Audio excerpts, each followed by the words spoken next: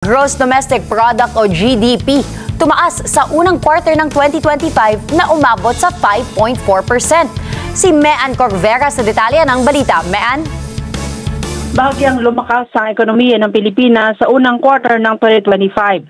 Sa performance report ng Philippine Statistics Authority, sinabi ni National Statistician Yusek Dennis Mapa na umabot sa 5.4% ang naitalang gross domestic product ng bansa. Mula Enero hanggang Marso, mas mataas yan ng 1.2% kumpara sa datos sa kaparehong buwan noong nakaraang taon.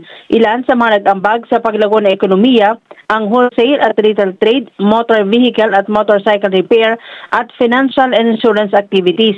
Lumakas rin ang sektor ng agrikultura, forestry at fishing. Ayon sa Department of Economy, Planning and Development of DEP, nakatulong sa paglago ng ekonomiya ang pagbaba ng inflation o presyo ng mga pagkain at serbisyo, lalo na ang bigas. Ang Pilipinas na ikalawa sa mga bansa sa buong Asia na may fastest growing economy, sunod sa Vietnam na nakapagtala ng 6.9% growth rate. Narito ang bahagi ng pahayag ni Yusek Rose Edilion. Managing inflation remains a top priority, and we must ensure that consumer prices remain stable. The April inflation rate of 1.4% indicates that our interventions are working.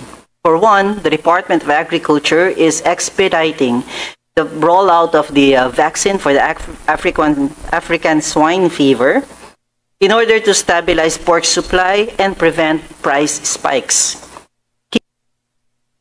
Para sa mata ng agila, matatag, matapang, matapa.